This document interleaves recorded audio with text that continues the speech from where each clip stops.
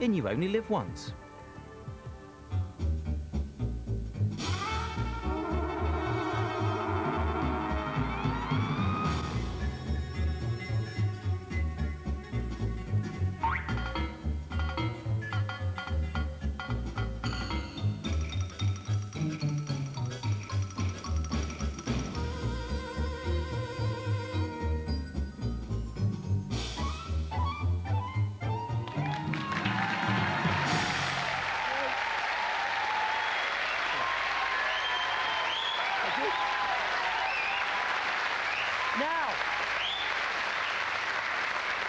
All of us made mistakes in our lives, like Bill Clinton refusing to drop Monica off at the dry cleaners, or like happening to be in Brooklyn when your dozy mum and dad conceived you.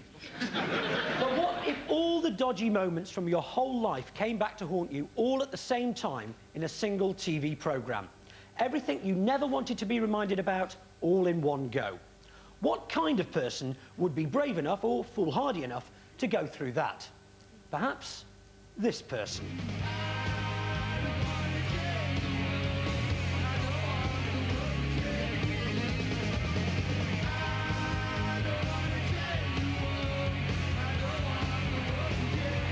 Will you welcome heavy metal's biggest star, Ozzy Osbourne?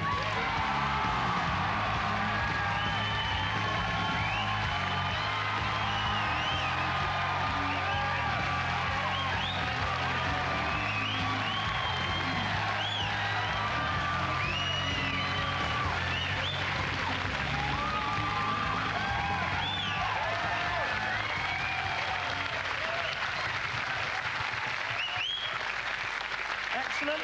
Welcome, and we'll be asking Ozzy to explain this picture later on. But to go right back to the beginning, you were born John Osbourne and you grew up in Aston, Birmingham. Here's this year's tourist video of the area. A bit like Beverly Hills, where you now live, only without the palm trees. And you were educated at Birchfield Secondary Modern School. And when you left school, what was your first job? You worked in a slaughterhouse. I had lots of jobs, but one of the jobs, yes, was working in the slaughterhouse. So what first attracted you to your next career, which was burglary?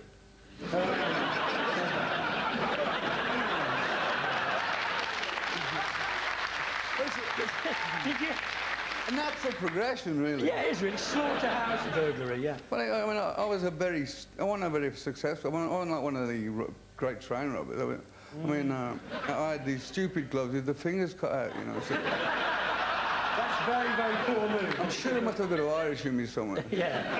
And eventually you got caught and... Yeah, I spent a little spell in Her Royal Majesty's accommodation. Where was it, Winston Green? Yeah. But I mean, like all those stories they say, you know, about slipping in the showers and that sort of thing. I never took a shower for 6 weeks. No. And obviously you didn't say to anyone, oh, I'm a Brum boy, just in case. But didn't you get into tattoos? Oh, yeah. To pass the time away when you're in a cell, you've got to find something to do. So I got all lonely and I tattooed my knees. Could you see them? Two little smiley faces. Now, in 1967, you put an ad in a local paper seeking musicians to form a band, and one of them was a local bass player called Geezer Butler, and you went round to his house, and it was his brother who opened the door. Let's just hear what he has to say. He came in, he says, there's something at the door that wants to see you. And then, what do you mean, something? And he says, well, go and have a look. And I went out to the front door, and there was a skinhead with this like big long gown on. His dad worked at Lucas's, the car factory, and they used to wear these big brown gowns. And he had this big gown on, a chimney brush over his shoulder, no shoes on, and a pump, what we used to call pumps, sneakers or trainers or whatever, on a dog lead. And he went, hello, Ozzy. No. A shoe on the end of a dog lead? Well, I always wanted a dog, but I couldn't afford one.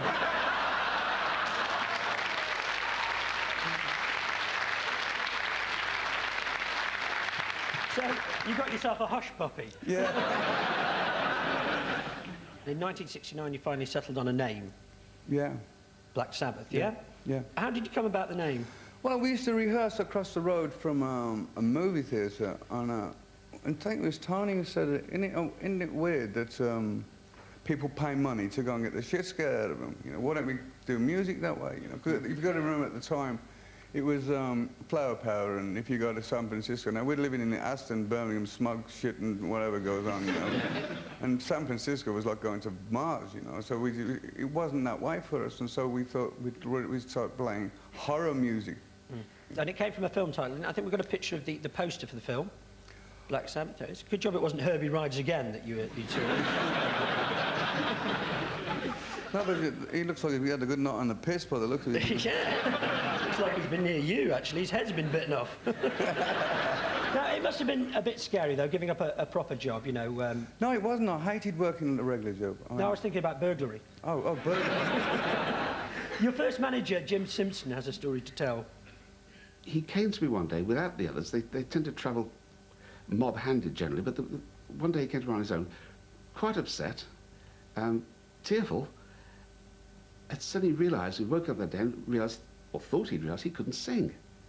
Now, he said, all the other guys, it's easy. He said, they can display their guitar technique, they can show the bass runs, they can do their fast rolls on the snare drum, they can show they can play.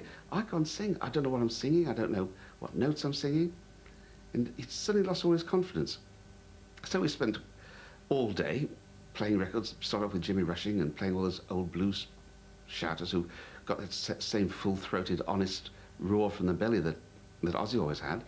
And he slowly came around to believing that he could do it. And you left the meeting in higher spirits than you'd arrived in. And in fact, on your way home, you became a bit of a good Samaritan. Outside the pub, he'd seen two guys beating up on a third. And Ozzy, as always, a man to whom fair play is important, waded in, and he's quite handy with his fists, and he laid out these two guys who were attacking the third, which was very well until it transpired that the two guys who were doing the attacking were plainclothes police officers. And, that's why he was arrested.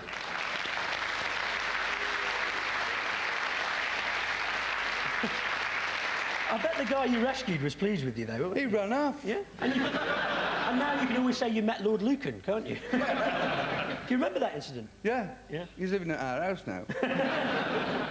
Your career certainly didn't suffer from that encounter with the police, because here's the song that took Black Sabbath to #1 soon afterwards, Paranoid.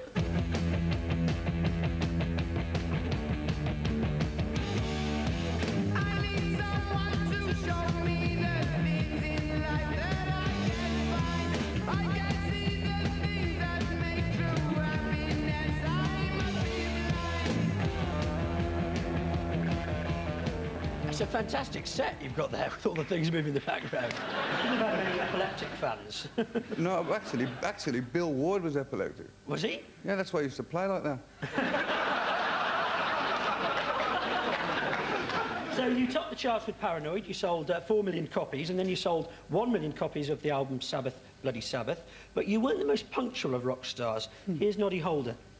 On one of Black Sabbath's early tours of America, Ozzy went missing for about 3 days, and the band, or none of the tour manager, or anybody knew where he'd got to.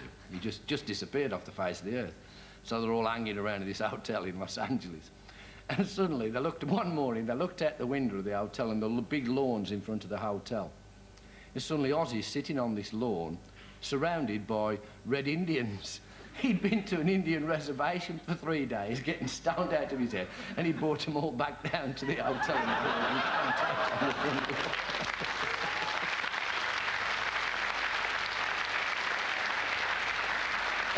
I have no recollection. No recollection at all of that.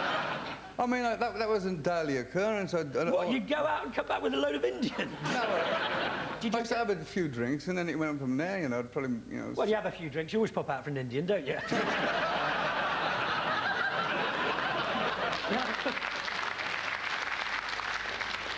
Now, let's just have a look at a video you made for Sabbath, Bloody Sabbath. Very much ahead of its time, this. Well, to have a video in 1973 at all. Pay special attention, everybody, by the way, to the realistic death by arrow sequence and Ozzy's top quality lip syncing.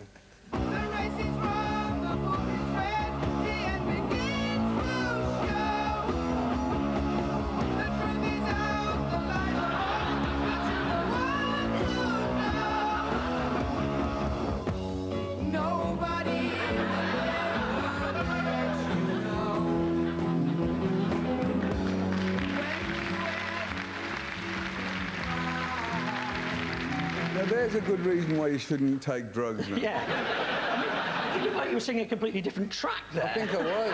And also, whose bright idea was it to allow 4 pissed-up heavy metal people into a forest with bows and arrows?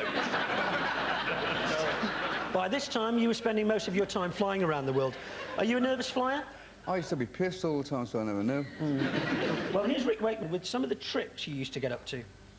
If you've got somebody who's asleep on the plane, you can have great fun. For example, if you take the fingers and you take like a warm cup and you put some like warm water and you dip the fingers in the warm water while they're asleep, there is a 90% chance they will wee themselves. Which is great fun to watch the huge patches arrive and then watch them when they wake up. I have tried this and it does work. The worst one is that if you catch something that drops out of a doggy's body and you put it in a black polythene bag or a plastic bag or whatever, take it on the plane, somebody's asleep. If you take the doggy's doodah and put it on their fingers like that while they're asleep and then just tickle their nose or whatever, you can do this with cream or anything, and then tickle their nose and they will automatically go like that.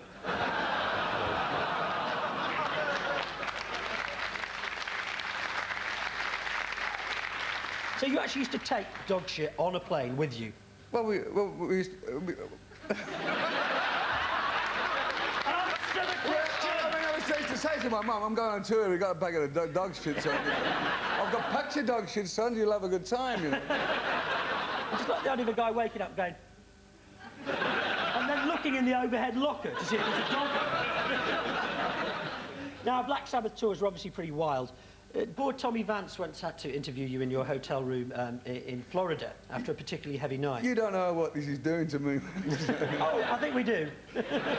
Here's Tommy Vance, anyway. So I banged on the door, and he opened the door with a bathrobe on, but exposing his bits to the wind on the Florida heat. And said, "Hello, Oz, how you doing? All right, mate? Yeah, fine." And and he went straight back to bed, just left me standing in the door. So I said, well, from Radio 1 again, and I've got to interview again, right? He said, "OK, well, get in bed then." So I went in bed with him. So it's him and I in bed in this hotel room in Tampa in Florida. And I'm got the microphone, the little tape recorder, interviewing him like this, and suddenly I see, sort of strategically placed around the room, bottles of Johnson's baby oil. And suddenly I looked at the sheets and they were just impregnated with Johnson's baby oil. Well, I tell you what, I've got to tell you the truth about it. It wasn't baby oil that was in the bed. It actually packed and pissed the bed during the night.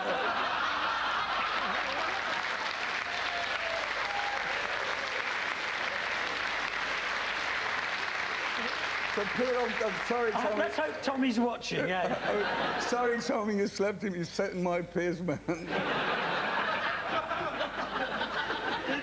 Now, a serious question. Do you think... I love it.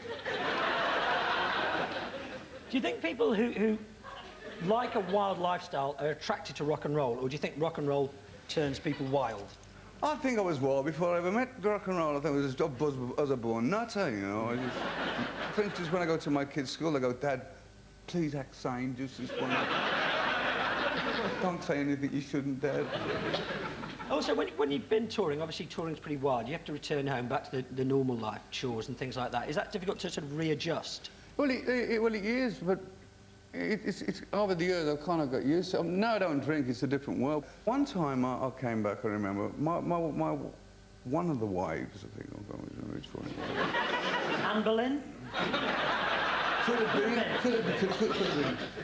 been. Decided to sort of bring me down to earth, and she'd bought this chicken coop, which was a bad idea. And she said, well, I said, "What do you got these damn chickens for?" She said, "Well, I thought we'd kind of get back to earth and you get up in the morning and because you get jet lag and you can feed the chickens." That lasted about 3 or 4 days. I got a gallon of petrol, a shotgun and killed all the chickens. And there was one chicken that escaped and I got this sabre out the back and I was chasing it around like some deranged loony, no clothes on. So I'm hacking this chicken and it was... The next door neighbour comes running out with a garden hose. She goes, "Good morning, John. I see you're back. Are you unwinding?"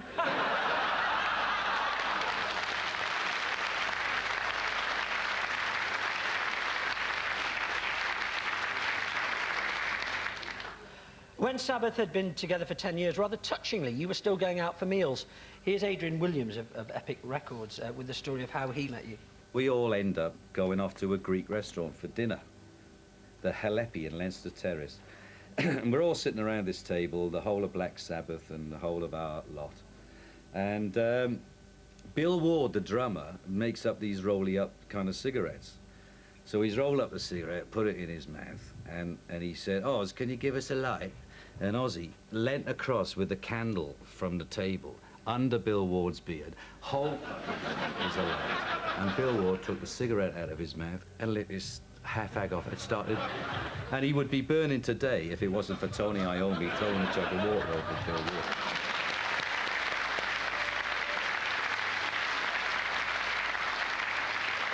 What I love about that story is the fact that his reaction is really good as well. Just Well, fair enough. We always used to set Bill on fire. I don't know why.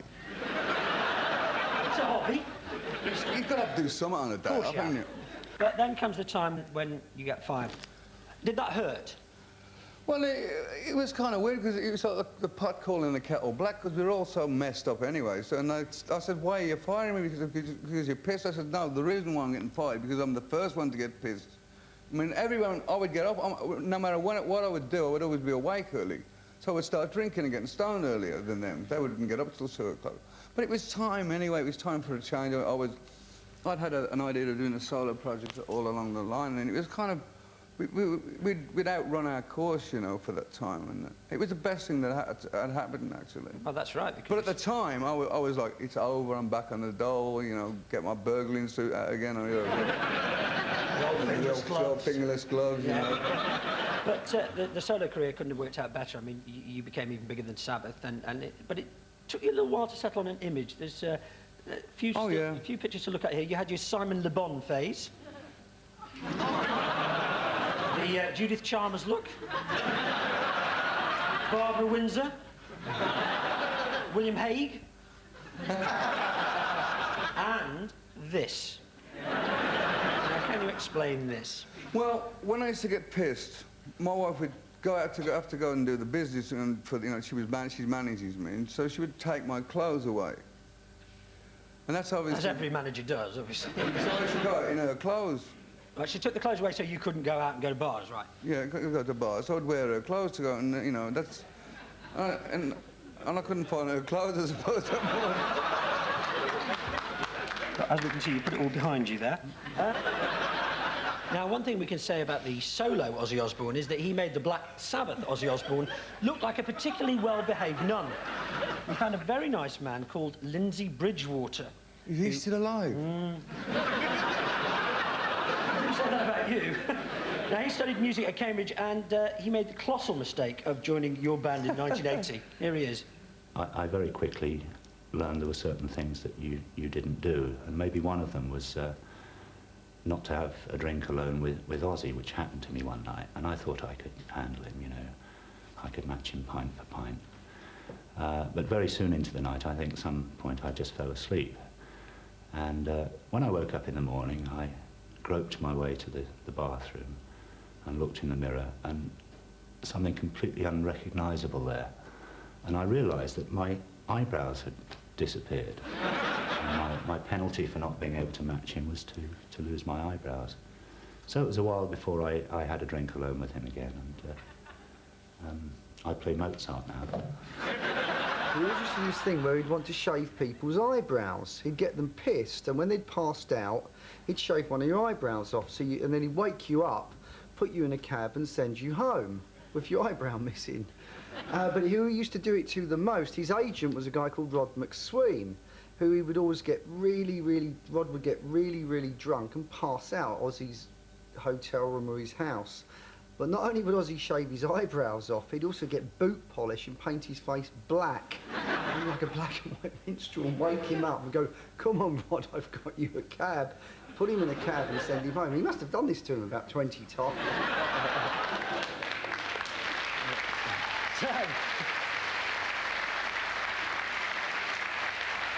That's a favourite trick, is it, the eyebrow trick? Well, Rod McSween went to a makeup artist and I started off with the one eyebrow, And they would look odd. So he had one painted on, and he went to a meeting, and he was perspiring in the meeting, and his eyebrows started. He's like standing all down his face. Now, a young lady called Sharon took over as your manager. Would you say you were strictly professional in your dealings with her? No. Because eventually, obviously, you became partners, didn't you, and got married? Yeah, we still are married. Yeah, and obviously she she cares for you, and you know, you've got a very, very good relationship, a famously good relationship. But she had the cunning plan of making you take all your clothes from the house so you couldn't go out. But one time, when you dressed in her clothes to go for a drink, you ended up getting yourself in rather a lot of trouble in America, didn't you? And the Alamo, yeah. Oh, yeah. Well, I got up, I got pissed. So listen, I got to the, I'm walking around, and I got this green evening dress on at 7 o'clock in the morning, bottle of Courvoisier. She's gone off somewhere. And I want to go for a pee. So I think, you know, where do you go? There was this old wall, and I didn't know it was the Alamo. I just got the old willy out and had a piss up the wall. Next thing I know, this big Texan comes down and he goes, "How would you feel if I urinated at Buckingham Palace?" I said, "I wouldn't give a shit, mate." Look. I don't live there.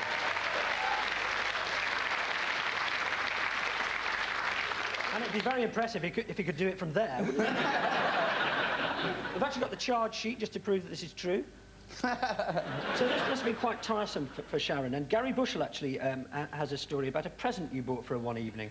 Oh, no. I mean, I've been with a lot of bands on the road, but no one ever drunk as much as Ozzy did, or in such a sustained manner. I mean, he flew out to Tokyo from London, which is a 14-hour flight, and drunk from the minute he got on the plane.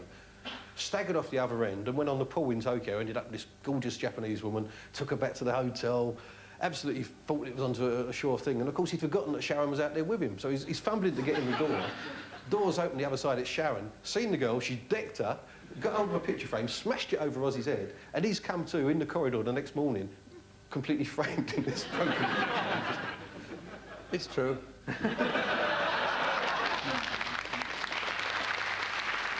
I suppose you had to marry her after that, and you got married in Hawaii in July 1982, and here's the rather touching wedding photograph. You may now bite the bride. It's rather touching, I think, though, that such a wild rock and roller should allow the woman he loves to try and tame him. Here's Noddy Holder. I remember another time we were sitting in the office one day, and he'd got a hangover to beat all hangovers. He got his head in his hands, he was moaning and groaning. And Sharon, his wife, and his manager, she come, put her arm round him and says, "Oh, Ozzy, Ozzy, boo-boo, what's the matter, boo-boo?" He said, "Don't call me boo-boo in front of these, I'm supposed to be the Prince of Darkness."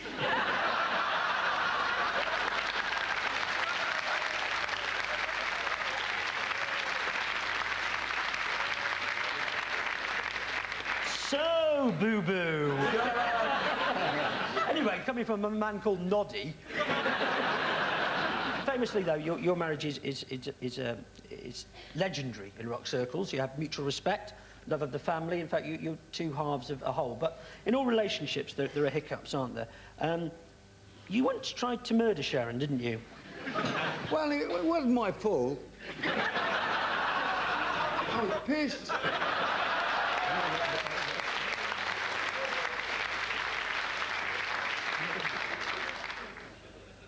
Yeah, well, yeah.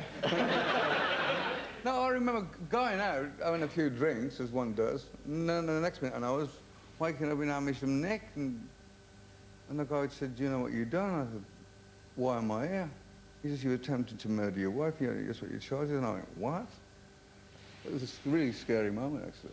I mean, it's nothing that I'm proud of. These must be the moments where you start to think, hold on, something's going badly wrong here. I mean, it's a laugh when it's a laugh, but when you go that one stage too much, it's not funny, you know. And my wife Sharon, I wouldn't be here without, you know. Absolutely. I mean, she'd virtually turned your life around, didn't she, in many ways? Yeah, including the bank balance. Now, it was around this time that American evangelists started to take notice of your act because they thought that some of your concerts, like this one, with the work of the devil.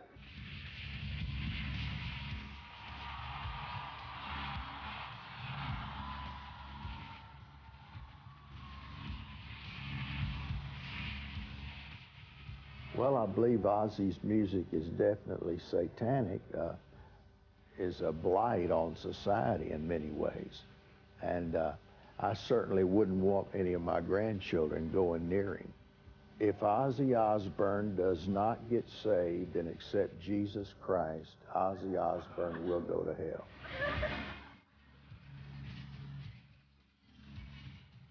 It's not music. It's frantic noise. And I saw 17,000 kids that raised their hands like this, which is the sign of the devil, as you know. And they said, Ozzy, Ozzy, Ozzy.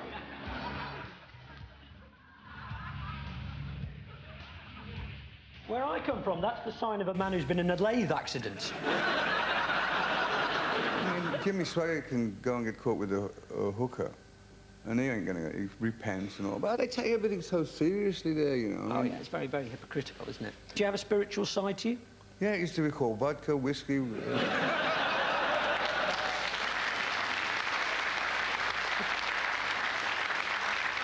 But I understand that one preacher in America actually said it was the right under the Constitution of any American to get a gun and shoot you. Oh, yeah. Tour was cancelled. That's a very interesting reading of the Constitution. No, I was driving into a town one day, somewhere in Texas. And I get into the hotel, put the morning TV on, and the governor of this town says, I hear there's Ozzy Osbourne coming around his place. Let's give him a real Texas welcome. And pulls out this revolver.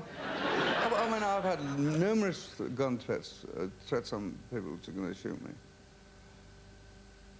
They all missed. I was going to say, do you think just some of the things you do on stage are just misinterpreted? Is that I think they're all a bunch of wankers over there.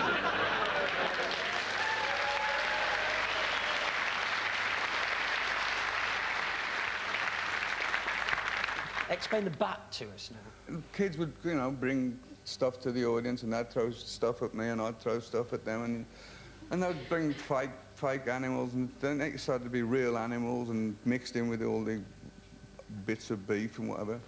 And one night, I think it was, I can't remember where it was, somewhere in America. Somebody throws all these, the stage was like a butcher shop floor. And I picked up this bat, which I thought was a rubber thing, you know, a Halloween thing. And I crouch into it, and I look at the side of the stage, and Shannon's going... So then I had to go and have the rabies shots, which is a lot of fun. In the end, I said to Sharon, I said, I can't take it. It's really painful to have the shots, and I said, I can't have it anymore. I said if I got rabies, you'll soon know. I'll start sniffing other dogs' asses, you know. Well, I was going to say, because the symptoms of rabies are to foam at the mouth, never touch water, and go around uncontrollably biting things. So they're not going to know if you had it or not, are they?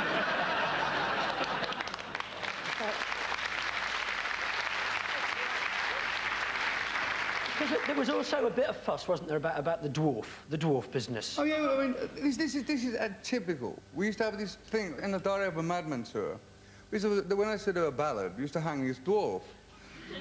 And this policeman comes to me backstage and he goes, do you hang a dwarf every night? I says, yeah. He goes, where do you get them all from?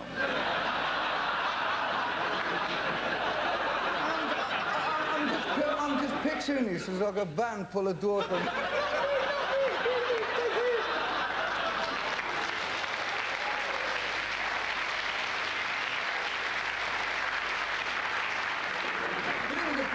More of a piss artist, and he was always pissed, and he would miss planes, and we'd have to wait at the airport. So I just had a bouncer go and wait for him to come off the next plane, and one day this bodyguard was so annoyed of waiting for him. He like lifted him up by his shirt, and he's like, "Here, get a bottle of vodka or something." And so he opens the luggage rack and throws him in, and this woman sees the incident. She goes, "Oh, leave this poor man alone." And the guy goes, "Fuck off, he's my midget," and he goes, "Yeah."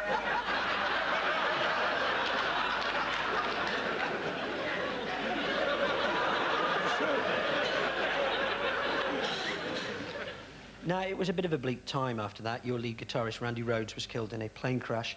And in 1984, you checked into the Betty Ford Clinic. What did you think of rehab? First, my father died. I got fired from Sabbath. My first wife threw me out. I'd gone back on my feet again. My guitar player dies. And it was like it was real rock and roll. It was like 1 minute up, 1 minute down. And I'm thinking, the pressure that was going on was just incredible. So my wife said, I've heard about this place, Ozzy. I said, well, what is it? What are you talking about? You're always hearing about places. What are you on about? She says, well, there's this new clinic where they teach you to drink properly. What? And I start thinking, I'm going, maybe I'm drinking it too quickly, or I should wait 5 minutes between vodkas or next one. So she said, I've never heard of a rehab before. And so she goes, yeah, it's called the Betty Ford Clinic. I said, well, what does that mean? She says, it's like a resort place in the Palm Springs. She's going 6 weeks. And I go, that sounds okay. So I walk into the Betty Ford Clinic, and I walk in, and they're all standing there, welcome, come in. Mrs. Ford comes up to me.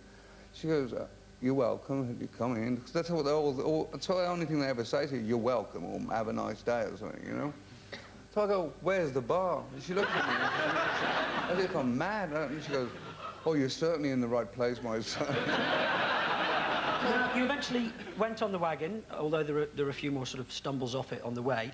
I believe you also had a misunderstanding with a takeaway pizza as well. It's a typical me story. I mean, I don't plan these things, you know? I mean, I was staying at a guy's house, and he had no air conditioner, and I was sleeping on his couch. And it was so hot that I was just took all my clothes off and just lying on his couch, and he was living upstairs with his girlfriend. And he comes in. For once, I wasn't drunk. So he comes in with his pizza, this guy, and he's legless. And he's eating his pizza, and he goes into the kitchen. Now, he's naked as well. And so he starts to choke on his pizza, and I go, oh, my God. So I get up behind him, and I try to give him a hand. I'm like,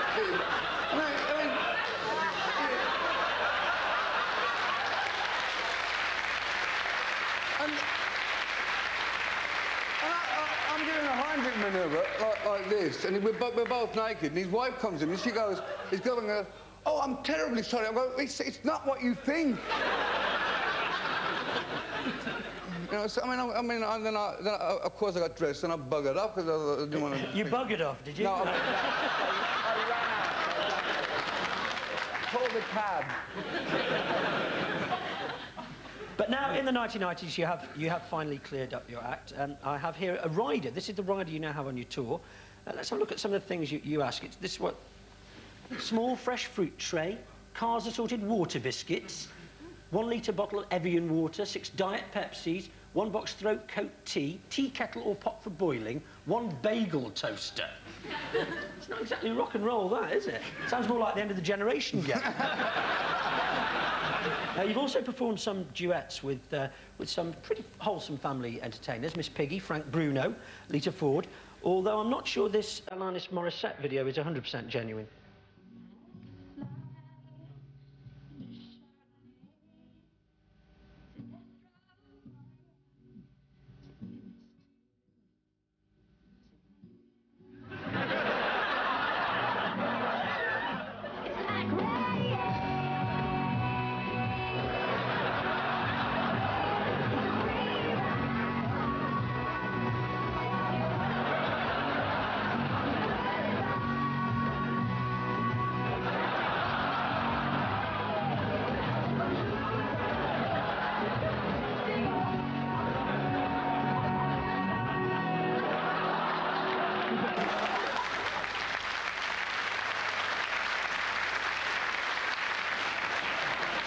You have calmed down an awful lot, whereas in the old days you'd get drunk, probably in a dress. These days you like gardening, don't you? At night, with dirty great floodlights in the garden. Didn't you get in trouble for that? We live in Buckinghamshire, you know, and it's like, it's really dark, you know. So, I don't like people. We got this walking trail, and people tend to wander across the field. So it's not so much the gardening, but I like to see who's coming around. You know, if someone's coming to burgle the house or whatever. And we put these lights up, and they all started to complain. But mind you, I think aeroplanes were beginning to get mixed up from our house. And Now, we were wondering what effect huge stadium lights would have on bats, so we spoke to a bat expert, naturalist Chris Packham. Moths are famous for flying towards lights, and if you've got extremely bright lights, you can pull animals in from miles and miles away. Of course, if you get a huge amount of insects, flies and moths and things buzzing around a bright light, it's a bat magnet, it's a bat takeaway, and bats will come in and scoop up all of these things. And I've seen this happening, not in this country, I have to say, but in Europe and in Africa. So here we've got a case of a man who has a terrible reputation when it comes to bats, but perhaps he's reformed and now he's providing them with food in his own garden. That's not reformed, is it? That's just hungry, isn't it? who is he?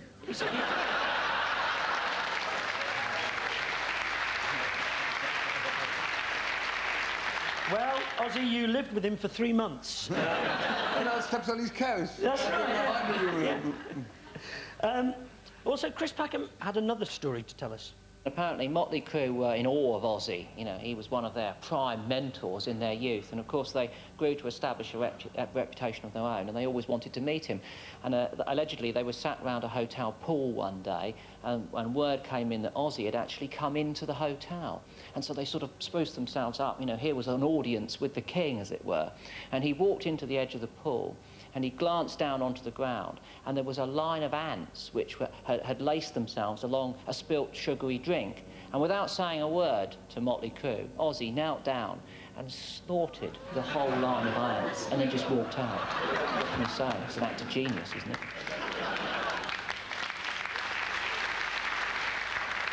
Have I done all this in one life? Here's Tom Vance again.